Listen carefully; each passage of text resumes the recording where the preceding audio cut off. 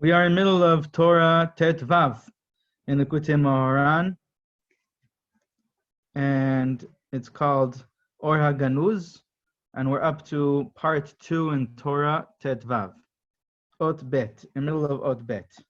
Rabbi Nachman says, Rabbi Nachman is explaining to us in this Torah how a person can merit to experience the taste of the hidden light, the first light, that Hashem created at the beginning of creation, and that it is the essence of what light is. So it's not an emanation of light, it's not a metaphor. The light that we experience today in this physical world, the light that we have today is almost like a metaphor to what light really is. But if you would imagine what light is, the essence of light, the place of oneness, the place of connection, the place which is really the source of all of life, the energy of vitality. So the nimshal of light, and that's the essence of light, and that's the light, that's the aspect of Chokhmah, and that's the aspect of the Torah. That's what the Torah is. That's the energy of the Torah. But it's not just the Torah in the form that we have it in this physical world. It's the essence of the Torah. It's the core of the Torah. It's the neshama of the Torah. And how can a person merit to experience the taste of the secrets of the Torah, which is the Ohr HaGanuz, already now? Again, the secrets of the Torah, even the secrets of the Torah that we're saying that's the Ohr HaGanuz, it's not just the secrets of the Torah the way we experience them today. It's the secrets of the Torah that are going to be revealed in the time of Mashiach, in the Atid level. Those are the secrets of the Torah that are the essence of the Torah. They are the core, beyond the neshama, beyond even the chaya. It's the aspect of yechida. It's the pnimiyut asod, the inner secrets of the Torah.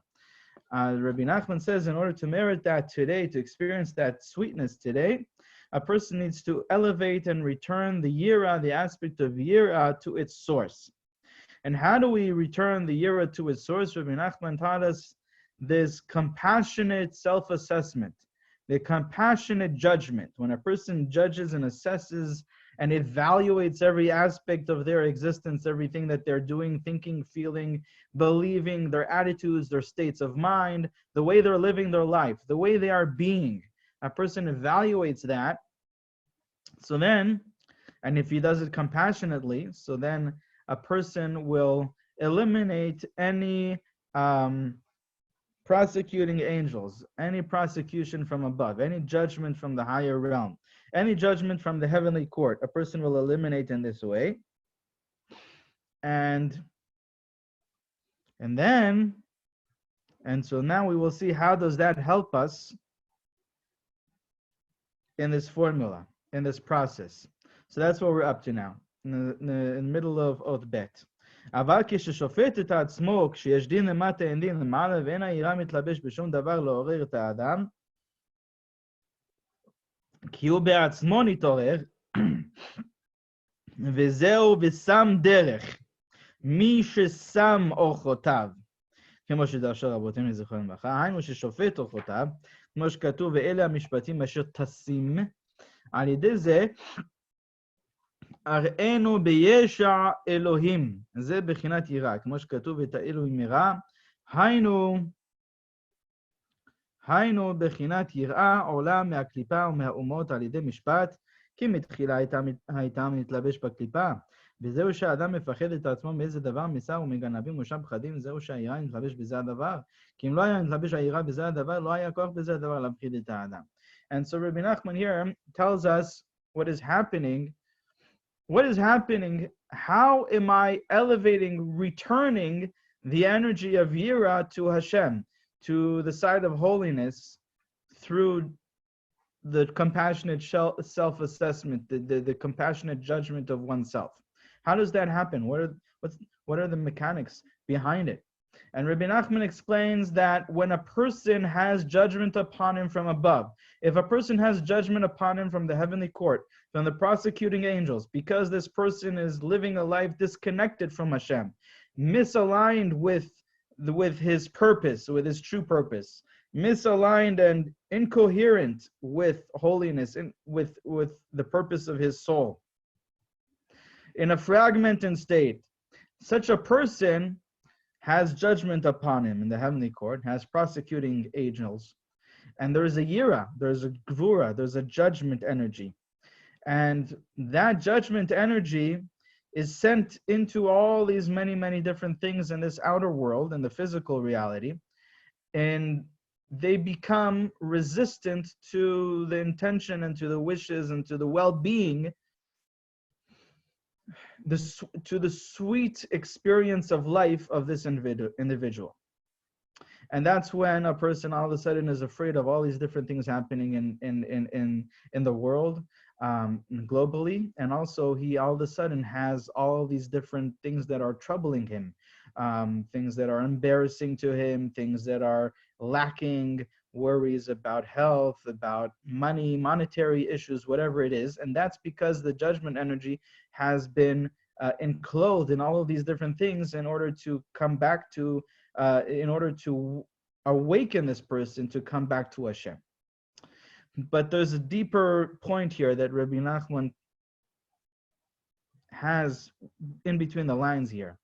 And that is that the fact that the person lived a life disconnected from Hashem is what causes, so what in essence, what is happening here? When a person lives their life disconnected from Hashem, it means that a person is living their life without awe of the Ribbon Shalom. That means that his Yirat Shamayim has been, has fallen. The fear of Hashem, the awe of Hashem has fallen. That's what it means. A person that lives their life in a way that is not in alignment with the Torah and the mitzvot and with the will of Hashem, the fear of Hashem of this person, the experience of awe and fear of the Ribbon Shalom has fallen. Okay? And so when he causes that Yira energy that was connected to Hashem, it was supposed to be experienced as fear and awe of the Ribbon Shalom, to fall, because now he's acting in a way that, he doesn't care about what Hashem cares about. He doesn't care about what the Torah cares about. He doesn't care about the Torah and the mitzvot, and that means that he is ignoring. And that's why, and that's the complete opposite of the compassionate self-assessment. The compassionate self-assessment, right? The Dan v'shofet et atzmo is all about coming back to an awareness and a fear of Hashem, that I'm not living what's called in the Chazal behevkerut. Okay, I'm not living as I wish, with no care whatsoever to what Hashem wants for me in this world, to the purpose, my purpose in this world, to what my neshama is here to accomplish, without any care in the world to that, just completely surrendering to the lusts and desires and tendencies of the animal self. Okay, that's the complete opposite of fearing of Hashem. So if you wanted to know what is the other end of the spectrum, you have on one side fear and awe of the Ribbon Shalom, living life in alignment with Torah and mitzvot and with my life purpose, my neshama purpose, what Hashem wants for me, caring about what Hashem wants for me in every given moment. That's fear of Hashem. That's awe of the Ribbon Shalom. That's Yira in its source, in its perfected state. The complete opposite side of that, complete opposite side of the spectrum, I like to connect to this, use the pasuk in Parshat Nitzavim. And the pasuk says that a person should not say, Ki im bishrirut libi elech, that I will just follow the haughtiness of my heart, meaning the ego of my heart. Okay, there's a way of living which is the complete opposite of Yirat Shamayim, when a person follows the animal side, the animal self, what's called the left side of the heart, Kabbalistically. The heart is made up of two parts. There's the right side of the heart and the left side of the heart. And the blood in the heart can be more powerful and more filling the right side, or it could be more powerful and dominant in a person if it's filling the left side of the heart. Okay, I don't know if this is actually, if you open up a science book, if there's anything correlating this, or if it's just only spiritually, the right side representing the chesed, and the left side representing the Gvura. But this is how Kabbalah explains it, and this is how we also find it in the Gemara that speak about the Yetzer Hara and the left side of the heart. But the point is that it has to do with the blood in the left side of the heart, which represents the dominance of the Yetzer Hara in a person, and that's the animal self. And a person can surrender to that, which means surrendering to the Yetzer Hara, whatever wish, whatever want, whatever desire, lust, whatever urge arises in the moment from the animal self, from the ego, the person surrenders to it and follows it blindly and completely ignoring the Ribbon Shalom, the awareness of Hashem. The other hand, awareness of Hashem, and this is what the Mesilat Yesharim explains, is one of the most powerful exercises, meditations in order to build up Yirat Shamayim, is visualizing that I'm in the presence of Hashem, and that Hashem sees all my thoughts and feelings and actions and words. Okay? I'm in Hashem's presence, and Hashem sees my heart, He sees my thoughts, and He sees my feelings. And how, now, from that visualization, you come to a state of experiencing it, and then that should cause a person to feel and to ask themselves, there's an instinct that is awakened. How would I act in the presence of the King of Kings? Okay, and that should be a subconscious. There's part of it that is conscious, but if you're really fit it in and properly downloaded that program, so then subconsciously, just from the awareness, constant awareness of Hashem, you will subconsciously act how you should be acting in the presence of the King of Kings, in the presence of royalty, the greatest royalty in the whole universe, right? That's what Yirat Shamayim is all about. So it's a complete awareness, just the opposite of ignoring Hashem, right? Just living their life completely ignoring the deeper meaning and the essence and the core and the presence of Hashem that is always here, the core of the universe, the essence of the universe, the soul of the universe, the Ribbon Shalom. Completely ignoring that would be b'shrirut libe elech, following and surrendering to the animal self. And Yirat Shamayim is an awe of the Ribbon Shalom. So when a person lives b'shrirut libe elech, just following the animal self, surrendering to the animal self and ignoring Hashem, that yira of Hashem, because now he is in the opposite direction, of the opposite side of fearing and being in awe of the Ribbon Shalom, that yira, the yira energy, the fear energy or the awe energy has fallen. He has caused it to fall. He has disconnected that experience of awe and fear of Hashem from Hashem, and now it has fallen from the side of holiness. Where does it fall to? The only other place that it can fall to, it's either in the place of holiness or it's in the place of the 10 spirit of the Klippa. And so now he has empowered the Yira sphere, the sphere of Gvura in the side of the Klippa. And so now there is a Yira energy, a fear energy, an awe energy in the other nations of the world that has been enclosed within the other nations of the world. It has been enclosed in all of these different aspects in this physical world, health issues, money issues, whatever it is, exile, governments, wars, all of these different things that are happening in the world, in the outside physical world. Now there is a fear energy within them that to this person, meaning that this person is going to experience fear from all of these many different things, because he himself is the one that caused that yira to fall into all of these, instead of the yira being in the one, enod milvado, by the Hashem, and has fallen to the many. And that itself, says Rabbi Nachman, is what needs to be rectified by the compassionate self-assessment. Now that a person is starting to assess himself and judge himself compassionately, he is doing the opposite. He is returning to the experience of awe of Hashem. He is returning to the awareness that there is a judge and there is judgment, and life is not a free-for-all.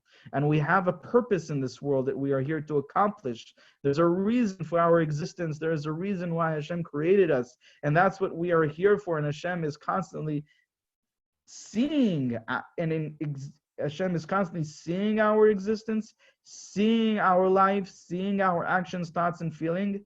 And Hashem is constantly aware of what we're doing. Hashem is constantly involved in every detail of our experience, because we cannot live and we cannot have any experience in this life.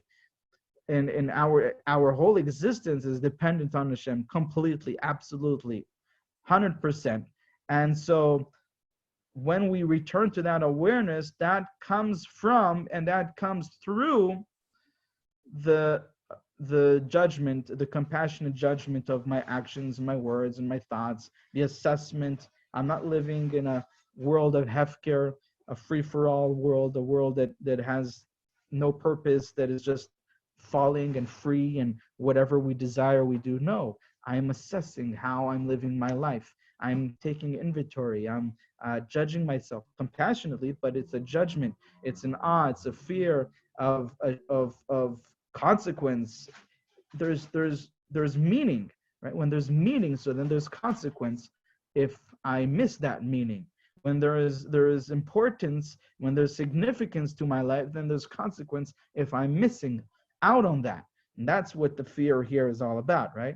And it's an awe of Hashem. It's a recognition of being in Hashem's presence, and it's a recognition of Hashem seeing my existence, seeing my life, being involved in every detail in my life. And so that itself is taking the Yira energy that had fallen through the person's sins and that disconnected way of living. It had fallen, it fell from the place of holiness to all of these many, many different things in the outside reality, and now through the compassionate judgment and the assessment of himself, he is returning it, that Yira energy, to the Ribono Shel Olam, to experience it in its connected state. So that's exactly what Rabbi Nachman is explaining to us in this Torah, how to return the Yira to its source. This is how you do it. This is how, when he lived in the disconnected state, ignoring Hashem, he caused the Yira to fall from the one to the many, from the inside to the outside, from the coherent experience to the incoherent experience, from the side of holiness to the side of impurity, of tuma, from the side of kedusha to the side of klipa, from the right side of the heart to the left side of the heart.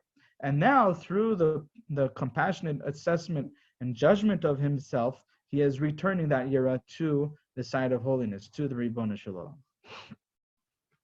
And so Rabbi Nachman says that when he does this compassionate self-assessment, this compassionate judgment, so he is eliminating any judgment from the heavenly court from upon him.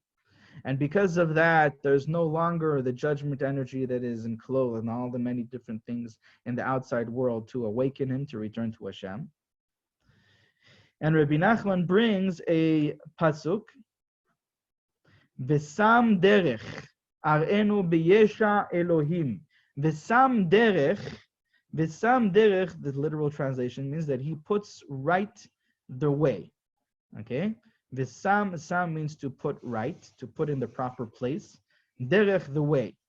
But Rabbi Nachman explains, Mish sam ochotav. Sam could also mean like the word sham shuma, and the Gemara means to assess, right? When you have a shuma of a property, there's an assessment of the worth of the property. That's where the Gemara uses, that's one place where the Gemara uses this word, shuma. It's an assessment.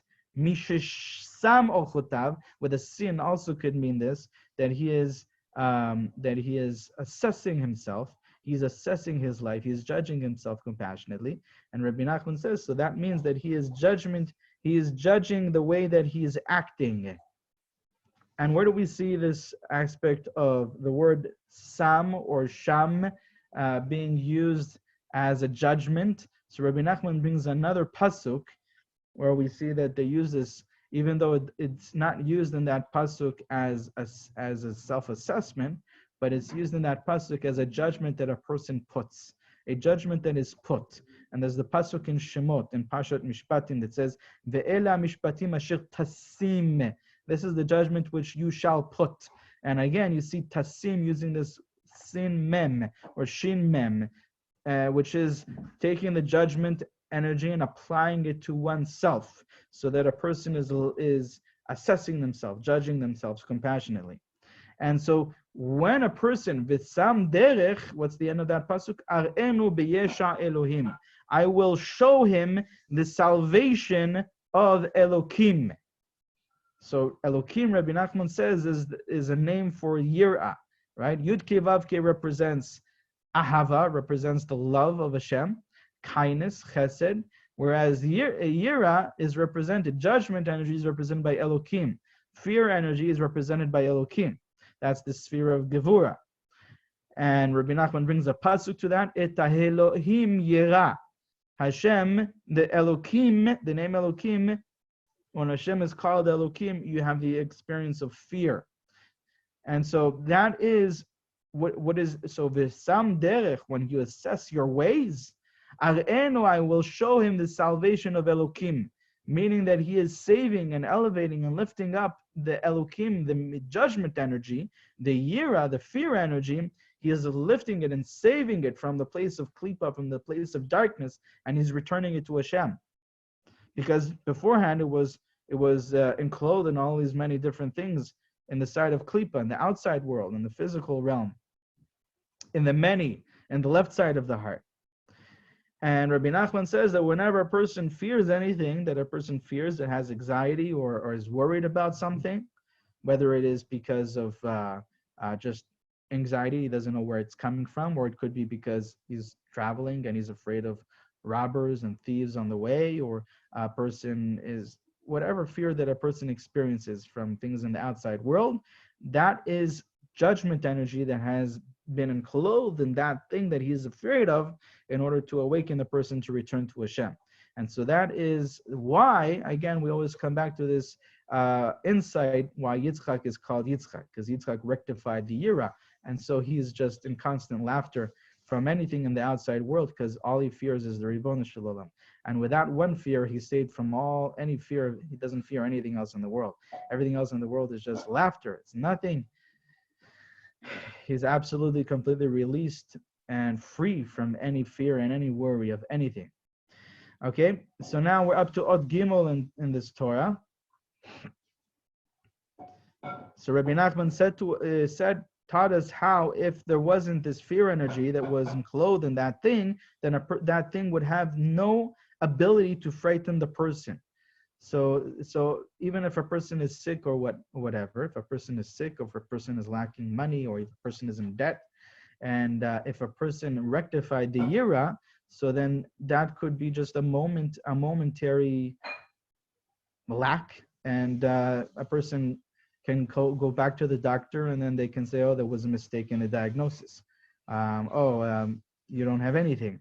Or a person doesn't even have to go to the doctor, and whatever pain he was feeling just completely dissolves, completely evaporates, completely diminishes, and completely leaves the person, never to come back. Or a person finds some way to get that money for, paying back the debt, whatever, and person comes with a bunch of money, comes to that person out of the blue, right? So that can happen in an instant, because he returned the Yira to Hashem through that compassionate self-assessment and that compassionate judgment. We're up to part 3, Od Gimel. Rabbi Nachman says that the source, where is the source of Yira that we're speaking about? Returning Yira to its source. So we said generally it means to return it to the side of holiness. But more specifically, it's the sphere of Da'at, Rabbi Nachman says. The sphere of Da'at in Zer Anpin has in it the Mansepach. The letters of Mansepach represent, Kabbalistically, the source for all the 22 letters in the Aleph Bet. Okay? The 22 letters of the Aleph Bet, Kabbalistically, are sourced in the 5 letters of Mansepach. What are the letters of Mansepach representing?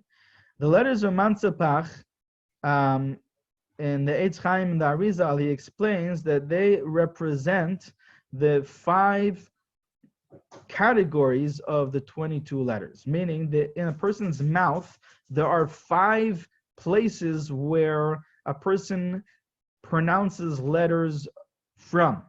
There are the 22 letters of the alphabet come out of, when a person pronounces them, they are pronounced from 5 different places in a person's mouth. There are letters from the throat, there are letters from the lips, letters from the palate, letters from the tongue, and letters from the shinaim, from the teeth. These are the 5 places, and they're split up. The 22 letters are split up into 5 categories.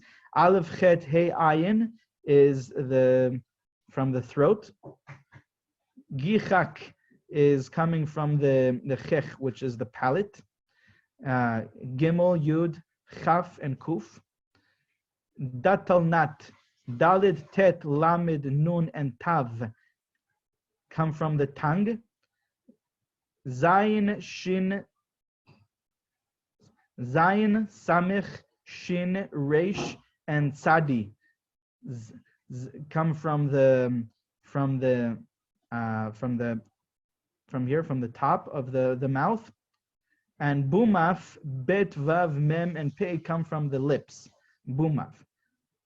Gichak, we said come from the palate, but it's not really the palate. Gichak, it's the back of the mouth. But these are 5 different places where the letters, the 22 letters of the alphabet are split into these 5 categories. Kabbalistically, there's a very big significance to these 5 categories and to these 5 places. The Arizal explains what these 5 places mean in the higher realm, in the spiritual realm. What does it represent, these 5 sources for the 5 categories? And the 5 sources are the letters of Mansepach. Mansepach are 5 letters that end off. They are kind of like boundaries for a thought, for a word. When you have a word that ends off with any of these 5 letters, mem, nun, sadi, pei, and chaf, so you don't use the regular mem that you usually use at the beginning or in the middle of a letter. They have a special mem for the end of the letter. You have a special nun for the end of a letter, a special tzadi for the end of a letter, special pei for the end of the letter, special chaf for the end of the letter, and that represents that this is the end of this word. There's a Gemara in Shabbat where it speaks about how once a person has written that end letter, so then you can no longer continue the word in Hilchot Shabbat when it has to do with writing, with the malacha of writing. But these letters are letters that are kind of like a boundary, they're kind of like a stop. It's a stop sign. You were in middle of expressing yourself through this word, but now that you put this letter in place, you cannot continue that word. This thought has been ended in this point. And what's really interesting is that the end letters, the letters that are boundaries, that are stop signs, are the source for all of letters. And that is really what Kabbalistically, what the meaning, the deeper meaning behind expressing oneself through words is making a stop, making a boundary, making a vessel for a person's consciousness. And so that's why the source for the 22 letters are 5 letters which represent boundary and stopping and an end. Because all of expression of consciousness has to be through vessels, through a boundary, through an end. Okay, so this is just a little bit tip of the iceberg here on what the Arizal tells us about these letters Mansepach. So the Mansepach are the source for the 22 letters of the alphabet, and they are 5 gevurot. There are 5 gevurot of Mansepach. They represent in the dot is made up of 5 chesed aspects, 5 chasadim, and 5 gevurot. The dot has 2 sides to it. The right side of the dot is the 5 chasadim, the 5 chesed, and the left side of the dot is the 5 gevurot. But in the dot, there are these 5 gevurot, the letters of Mansepach. And that's the source for, the original source for the 22 letters of the alphabet. And so Rabbi Nachman says that we know from the Sefer Eitz Chaim of the Arizal that these letters of Mansepach are the source for Gevura, because we said 5 Gevurot, and we're not speaking about the sphere of Gevura here. We're speaking in a place much, much higher and much before the sphere of Gevura. We're in the place of the higher consciousness of a person, right? So, and if we're speaking about Gevura in such a high place, and this is the first place where we're speaking about it, then this must be the source for the aspect for the Yira energy, for the Gevura Sphira. And so where is that? That's in the dot, as it says in the Sefer Eitz Chaim. And then Rabbi Nachman brings a pasuk to prove this. K'mo shekatuv, az tavin yirat Hashem v'da'at Elohim timtza. Then you shall understand fear and awe of the Ribbon Shel Olam, and the dot, knowing of Elokim, you shall find. Okay, so we see from here that this fearing of Hashem, the awe of Hashem, and the aspect of Elokim, you can find it in the dot, because that's the source of it, says Rabbi Nachman. And now Rabbi Nachman is going to say something that in the Sfirot, if a person only has the model of the 10 Sfirot in Kabbalah, in their understanding of Kabbalah, so then many times a person can come to difficulties in understanding Likutei Moharan. But a person who has a much deeper, much wider, much more advanced, much more mature understanding of Kabbalah knows that the Arizal in Eitz Chaim goes into something called Partsufim. And the Arizal goes into explaining the relationship between the Sfirot. And many times, the relationship and the Partsufim and the relationship between the Sfirot changes what you know about the Sfirot. And so here, this is one of these times. Rabbi Nachman says that the source of the dot is in the heart. Okay, even though we know that the heart can sometimes be Zar Anpin, the heart can sometimes be Bina. How can you explain that? But sometimes you can explain that. How can you explain that dot is in the heart or dot is in Bina? Dot is something by itself. So either you can explain that he's speaking about the Gevura aspect and the dot. The Gevura aspect and the dot is sourced in the Bina, because the Chesed aspect and the dot is sourced in the Chochmah. The Chochmah in the right side, the Bina in the left side, and the dot in the middle. And so the Chesed of the dot is sourced in the Chochmah, and the Gevura of the dot is sourced in the Bina. And the Bina is the aspect of the heart that he says here. But without getting into too much Kabbalah, let's try to understand it just simply. Okay, Rabbi Nachman says that by understanding the simple, how it works in your own self, then you can come to understand and see how it fits into Kabbalah in the higher realm, the spiritual realm, right? Because from my own flesh, I will know godliness. So by analyzing and recognizing what is going on within yourself, you can come to understand the higher worlds, the spiritual worlds, much deeper and much clearer. And so in a deeper way, where by recognizing what is the heart and what is understanding and what is the feeling of a person, the feeling that a person feels in a person's heart is really the source for dot. Dot is not something that is intellectual. Intellectual knowledge is not dot. Intellectual knowledge is knowledge that is disconnected from the heart. A person can be an intellectual genius, but in the experience, he's completely lacking. And so Rabbi Nachman, by telling us here that the dot that we're speaking about here is source, the dot in the holiness, the dot which is the source for fear of Hashem, is a dot which is sourced in the heart. That means that it's all about an experiential knowing of Hashem. It's an experiencing Hashem's presence. It's not knowing intellectually that Hashem is here, Hashem is there, Hashem is truly everywhere. It's knowing and experiencing the knowing deeply in your heart that I am in the presence of Hashem. And that's where Yira is in its source. Awe of Hashem, fear of Hashem is in a place of experiencing Hashem's presence. And that's what it means that it's sourced in the heart. Okay, so that's experientially, that's what's going on inside of us. And then we can understand it Kabbalistically, that it's the five gevurot of the heart are sourced, the five gevurot on the dat are sourced in the bina, but that is less important than knowing how it works in your own world, in your own experience. And in your own experience, it's the fear of Hashem that is not intellectual fear. It doesn't come from an intellectual knowing of Hashem.